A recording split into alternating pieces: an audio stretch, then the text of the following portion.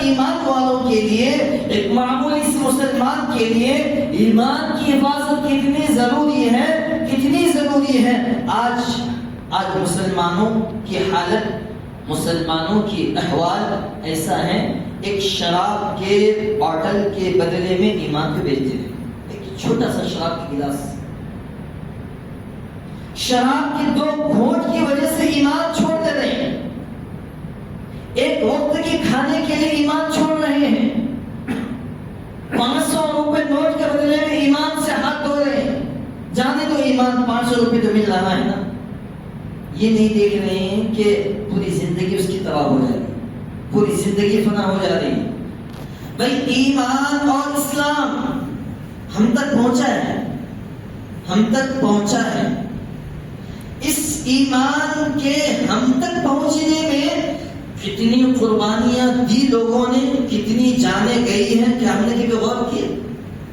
ہمارے ماں باپ، باپ دادا بستی والے مسلمان تھے، ہم بھی مسلمان ہو گئے، بس اس لیے اس کی اہمیت نہیں ہے، اہمیت نہیں ہے، کیونکہ ہماری جان مال نہیں لگا نا، اور جس چیز میں جان مال نہیں لگتا اس کی اہمیت نہیں ہوتی، اس کی اہمیت نہیں ہوتی۔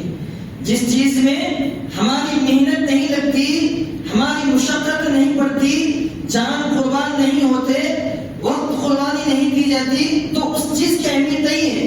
ایک گھر والا کسی نے دے دیا تو اس گھر میں ہم رہے ہیں، اس گھر کی صفائی نہیں کرتے۔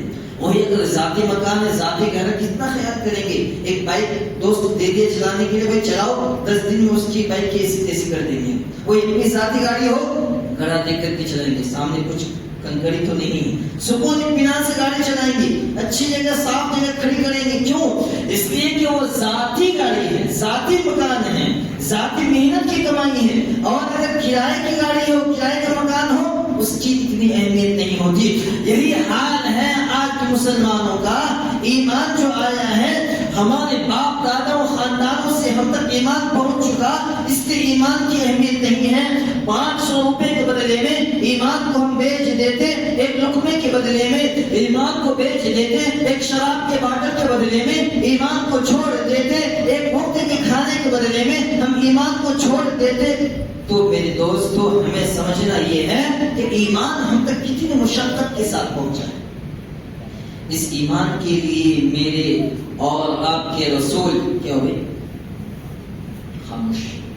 اس ایمان کی وجہ سے، اس ایمان کی وجہ سے اللہ کے رسول صلی اللہ علیہ وسلم کو مکے سے نکالا گیا۔ اور سے اس ایمان کی وجہ سے اللہ کے رسول کو طائف میں تکلیفیں دی گئی۔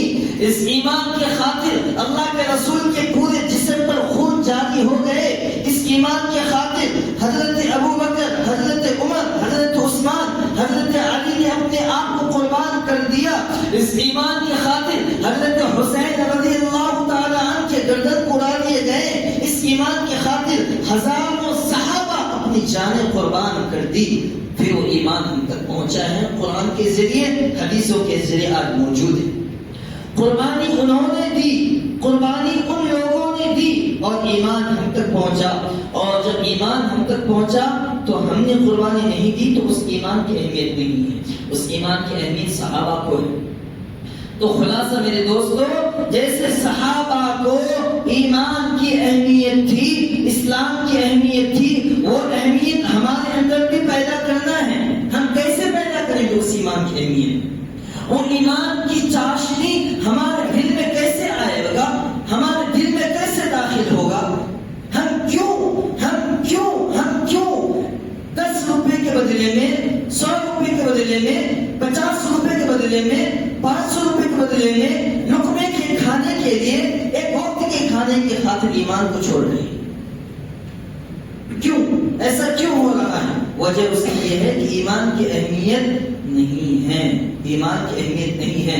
ہم دین سے دور ہیں، اسلام سے دور ہیں، ایمان سے دور ہیں، اور ہماری اولادیں بھی دین سے دور ہو چکی ہیں۔ ہماری اولاد بھی، ہماری آنے والی نسلیں، ہم تو خود دور ہیں، ماں باپ تو دور ہیں، لیکن ان کی جو اولادیں ہیں انہیں بھی دور رکھ رہے ہیں، آج دیکھیے دیکھیے ماں باپ کی حالت تو ہمارے سامنے ہی، ہم دیکھ رہے ہیں کہ ہمارے ماں باپ کی کیا کیفیت ہے. ہر ایک جانتا ہے کہ ہمارے ماں باپ کی کیا کیفیت ہے. ہمارے ماں باپ کتنے درجے کے ہیں، ہمارے ماں باپ کس حیثیت کے ہیں.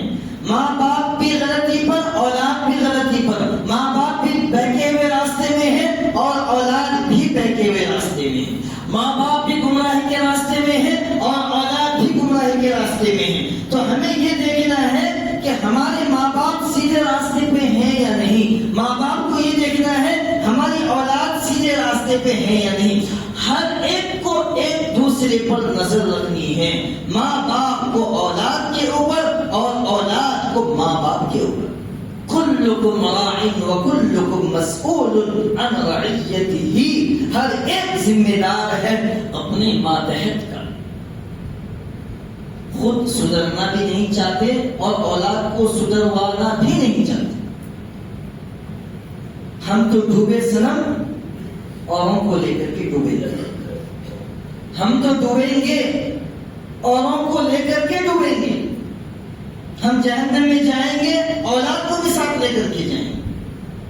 اس کی فکر کرنی ہے کہ ہم اپنے آپ کو بچانے کے ساتھ ساتھ ہماری اولاد کو کیسے بچانا ہے.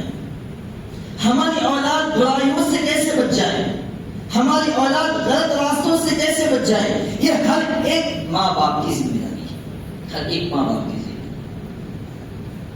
ہر ایک کے ماں باپ کو آنکھیں کھولنی ہے، غور کرنی ہے، فکر کرنی ہے اپنے بارے میں بھی اور اپنی اولاد کے بارے میں بھی.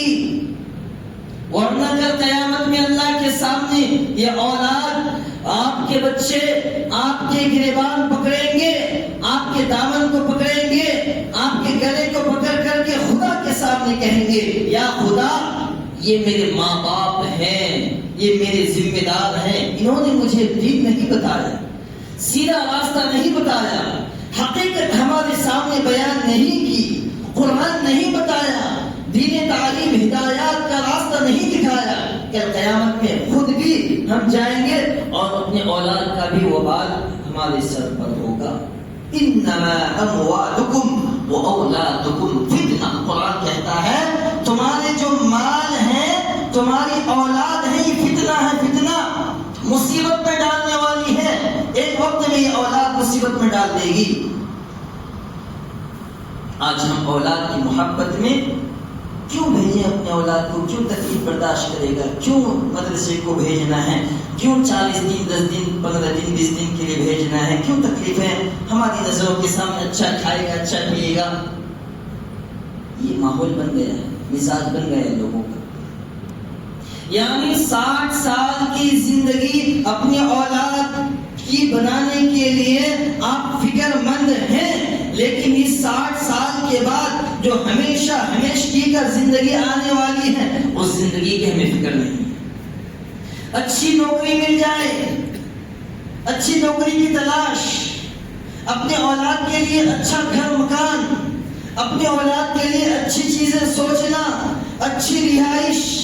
ہم ماں باپ جی لیں گے، کیسا جی لیں گے؟ ہمارا کھانے کو ملے یا نہ ملے، ہماری اولاد اچھا رہے بس اتنا کافی ہے. یہ سوچ ہے ماں باپ کی.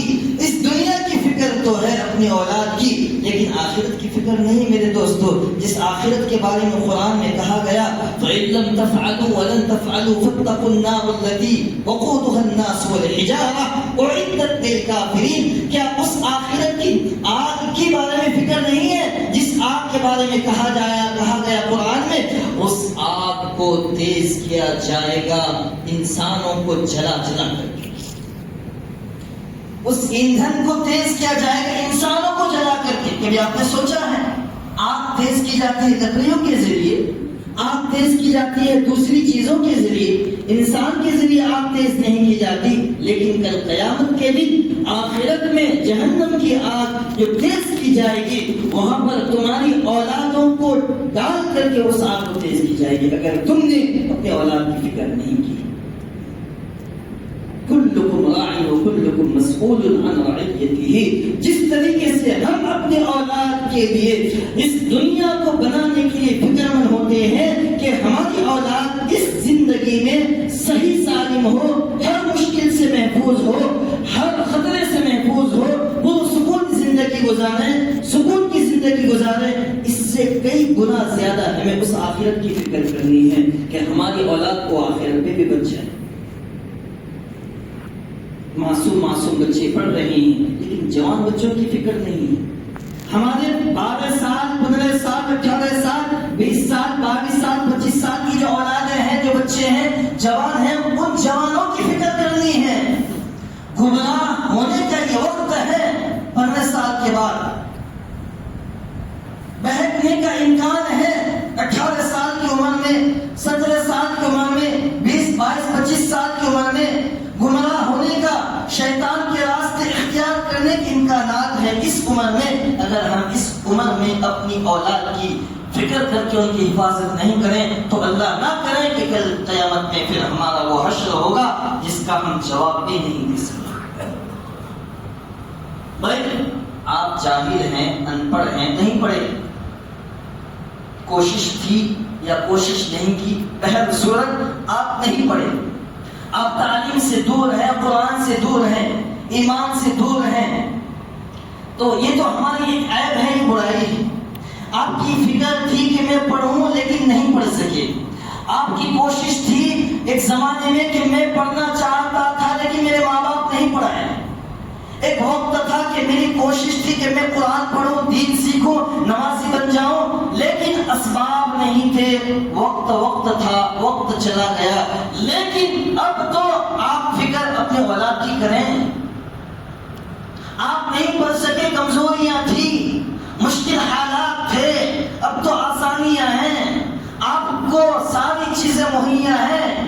نہ آپ سے پیسے مانگا جا رہا ہے، نہ آپ سے مال و دولت کے لیے کچھ عوض دی جاتی ہے، کچھ نہیں. اولاد کو بھیجو، دین سکھاؤ، ایمان سکھاؤ، اسلام سکھاؤ، قرآن سکھاؤ. اتنی آسانیاں ہیں میرے دوستو، اتنی آسانیاں ہیں. اس لیے میرے دوستو اس حدیث کو یاد رکھیں، کلکم راع وکلکم مسئول عن رعیتہ. ہر ماں باپ سے ان کی اولاد کے بارے میں پوچھا جائے گا، اس کی اولاد کے بارے میں پوچھا جائے گا. میں نے کہا یہ فتنوں کا زمانہ ہے، فتنوں کا دور ہے.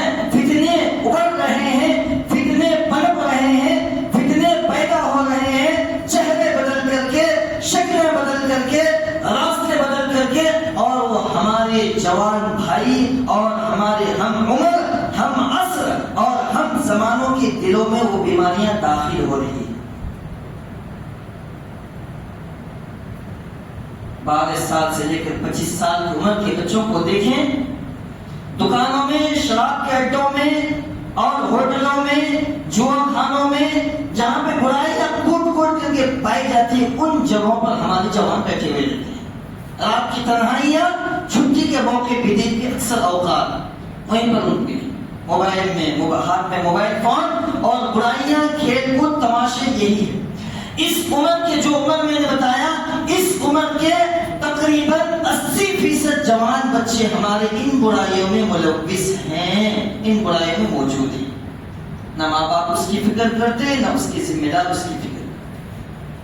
آپ کو تو یہ چاہیے تھا کہ ہم اپنا بچہ حوالہ کر رہے ہیں، خالی وقت ہے، فرصت ہے، بچے کی چھٹیاں چل رہی ہیں، ہم آپ کے حوالے کر رہے ہیں، انہیں سکھائیے، انہیں دین بتائیے، ایمان بتائیے. یہ تو آپ کی ذمہ داری تھی بھائی، یہ ذمہ داری تو آپ کی تھی، آپ کو حوالے کرنے چاہیے تھا. لیکن ہم ہی سستی پڑ گئے ہیں، ہم کمزور پڑ گئے ہیں.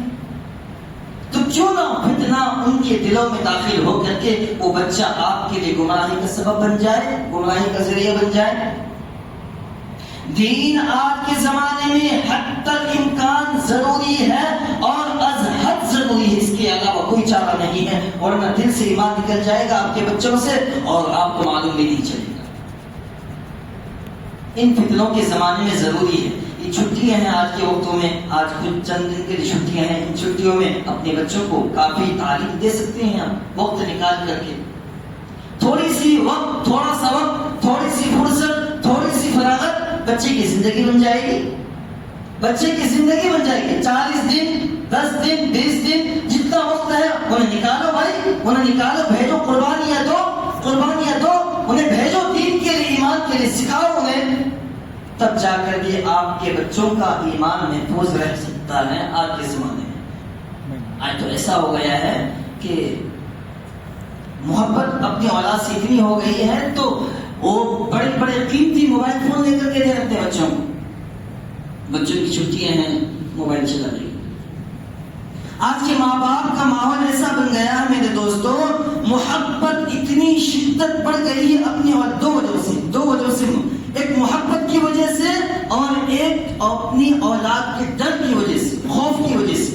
ان دو وجہوں سے ہم اپنے بچوں کو جہنم کے راستے کی طرف بھیج رہے ہیں کہ جاؤ بیٹا.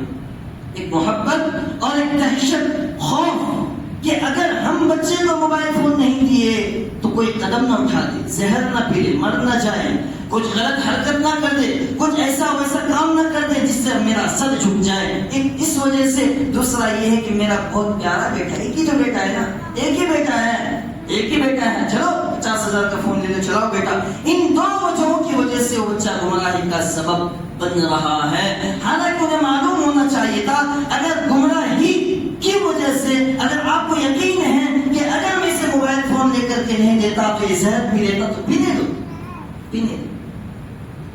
جہنم سے تو آپ بچ جائیں گے نا، جہنم سے تو آپ بچ جائیں گے. اگر زہر پی کر کے مر رہا ہے آپ کی ہدایت دینے کے باوجود، انہیں سمجھانے کے باوجود، تو اب آپ کی غلطی نہیں ہے، غلطی خود ان کی ذات کی ہے، خود غلطی ان کی ہے. کل قیامت میں جب اللہ پکڑے گا تو آپ کو نہیں پکڑے گا، کیونکہ آپ نے انہیں سمجھایا، بجھایا، انہیں بتایا، نصیحت رکھی، نہیں مانا، غلطی ان کی ہے. لیکن کوئی ایسا قدم جس کی وجہ سے آپ سوچ رہے ہیں کہ میں اپنے بچے کو بچانے کے لیے میں موبائل فون دے رہا ہوں، تو آج کی دنیا میں موبائل فون کا دینا یہ اس بات کی علامت ہے ان لوگوں کے لیے جو بچے پڑھ رہے ہیں اسکول اور کالج وغیرہ میں، جو فارغ ہیں، جس کی عمر 20، 22، 15، 18 سال ہے. موبائل فون کا دینا جہنم کا دروازہ کھولنے کے برابر ہے.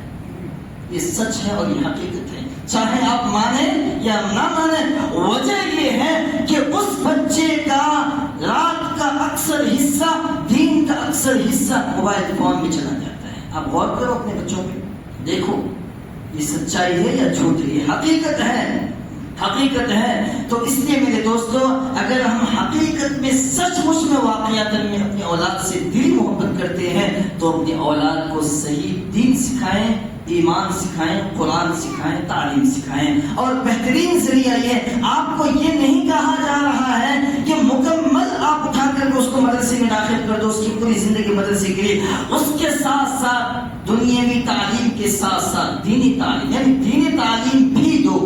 دینی تعلیم مت دو نہیں، دینی تعلیم بھی دو، ضروری ہے. ورنہ پھر آپ بھی ان کے ساتھ پکڑے جائیں گے. اور اس قرآن کی آیت انما اموالکم اولادکم فتنہ، کہ مال اور اولاد ایک وقت میں فتنہ بن جاتے ہیں. اگر اولاد اچھی نکل جائے گی تو یہ پھر اولاد آپ کی مغفرت کا ذریعہ ہو جائے گی، مغفرت کا ذریعہ. اولاد اگر فتنہ ہے، مصیبت ہے، پریشان والی ہے، تو اولاد جو ہے آپ کی مغفرت کا ذریعہ بھی ہے، ایصال ثواب بھی ہے، خیر خواہی کا ذریعہ ہے، بھلائی کا ذریعہ بھی ہے. اب وہ آپ کو فیصلہ کرنا ہے آپ کی اولاد کو کس انداز میں آپ کو لے کر کے چلنا ہے اور اولاد کو کیا بنانا ہے اور کیا نہیں بنانا ہے. اگر دین ہے، ایمان ہے، قرآن ہے، حدیث ہے، سنتیں ہیں تو سب کچھ ہے. اور اگر یہ چیز نہیں ہے تو کچھ بھی نہیں ہے. تو میرے دوستو، آج کی باتوں کا خلاصہ یہ ہے کہ آپ اپنی اولاد کے لیے فکر مند ہو جائیں، اپنے اولاد کے لیے فکر مند ہو جائیں. جس طریقے سے دنیا بنانے کے لیے فکر مند ہوتے ہیں، آخرت بنانے کا بھی فکر مند ہو جائیں. ہماری پہ تعلیم جاری ہے، تعلیم جاری ہے، تعلیم ہو رہی ہے. کچھ وقت کے لیے اگر آپ بھیج دیں گے تو تھوڑا بہت قرآن حدیث سیکھ لیں، ذریعہ آخرت، ذریعہ نجات بن جائے گا. اس لیے میرے دوستو، اس پر ہمیں عمل کرنے کی ضرورت ہے. سنجیدگی کے ساتھ، سکون کے ساتھ، اطمینان کے ساتھ آپ سوچیں گھروں میں جا کر کے، تنہائیوں میں، کہ آج کے احوال میں، آج کے حالتوں میں ہمیں اپنے آپ کو کیسے بدلنا ہے اور کون سا راستہ اختیار کرنا ہے جس سے ہم خود بچ جائیں اللہ کی پکڑ سے، اللہ کے عذاب سے، اور ہماری اولاد بھی بچ جائیں، اس کی فکر کرنے کی ضرورت ہے۔ بہت اہم بات ہے یہ، بہت اہم اور سنجیدگی کے ساتھ سوچنے کی ضرورت ہے۔ تو میں نے قرآن کی آیت پڑھی تھی کہ یہ جو اصل مہینہ ہے یہ ذوالحجہ کا مہینہ، یعنی ذوالحجہ، شوال، ذی القعدہ، ذی الحجہ، یہ 3 وہ مہینے ہیں جو حج کے مہینے ہیں، جنہیں حج کا مہینہ کہا جاتا ہے۔ شوال، ذی القعدہ، ذی الحجہ، الحج اشہر معلومات فمن فرض فیہن الحج۔ قرآن کریم میں اللہ تبارک تعالیٰ نے فرما دیا کہ جس طریقے سے دیگر عبادتیں ہیں، دیگر فضائل ہیں، ان فضیلتوں میں، ان عبادتوں میں ایک اہم عبادت جو ہر مسلمان پر فرض ہے وہ حج بیت اللہ ہے۔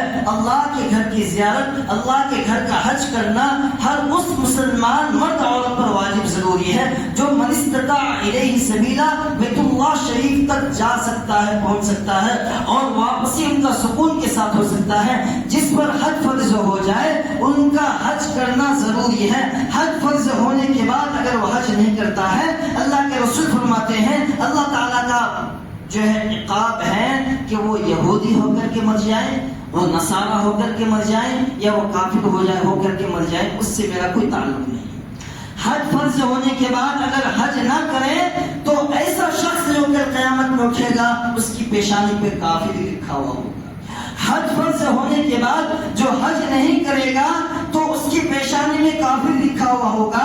حج فرض ہونے کے بعد جو حج نہیں کرتا ہے، اللہ کہتے ہیں وہ یہودی ہو کر کے اٹھے یا مشرک ہو کر کے قبر سے اٹھے یا کافر ہو کر کے اٹھے، میرا اس سے کوئی تعلق نہیں ہے۔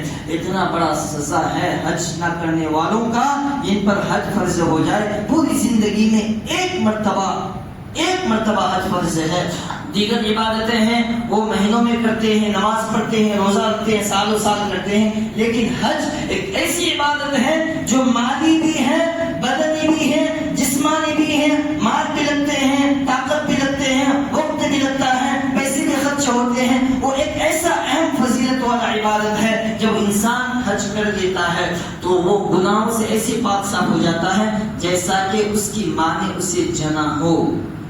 جب بچہ پیدا ہوتا ہے بغیر کسی گناہ کے، بغیر کسی غلطی کے، بغیر کسی قصور کے، بالکل پاک صاف، دودھ سے بھی زیادہ سفید دھلا ہوا، وہی انسان جب حج کرتا ہے، حج سے جب واپس آتا ہے تو تمام گناہوں سے پاک صاف ہو جاتا ہے۔ اس لیے میرے دوستو، حج کی اہمیت کو سمجھنا چاہیے، اس کی بڑی فضیلتیں ہیں۔ وقت نہیں ہے، قرآن کریم کی آیت حدیث میں نے پڑھی تھی کہ میں آپ کے سامنے حج کے فضائل، حج کی اہمیت بتاؤں، لیکن حالات نے ذہن بدل دیا آج کے حالات کی طرف کہ ہمیں اپنے اولاد کی فکر کرنی ہے۔